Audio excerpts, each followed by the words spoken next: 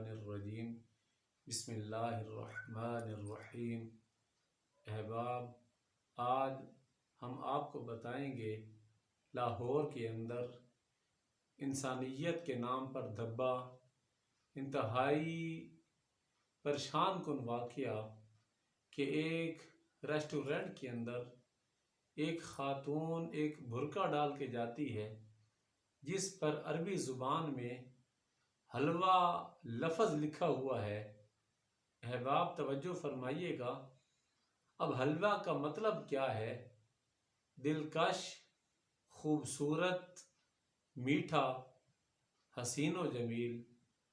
احباب، اب یہ ایک ڈیزائن کے طور پر اس پر تحریر کیا گیا اور ہمارے کچھ مسلمانوں نے غیرت ایمانی کے نام پر اس عورت پر جسمانی تشدد کیا۔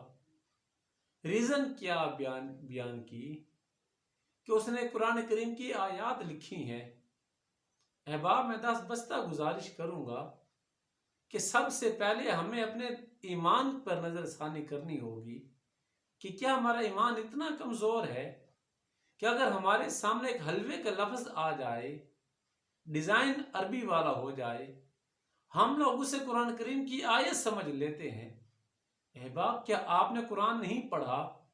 آپ نے اپنے بچوں کو قرآن نہیں پڑھایا؟ احباب، اگر یہ حال ہمارے اس معاشرے کا ہے پھر یقین مانیں کہ کل یہی حال ہمارے بھی گریبان میں ہونے والا ہے۔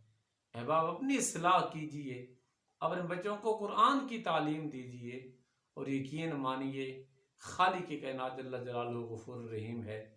اللہ پاک معافی عطا فرمائے۔ وآخر دعوانا الحمد للہ رب العالمین۔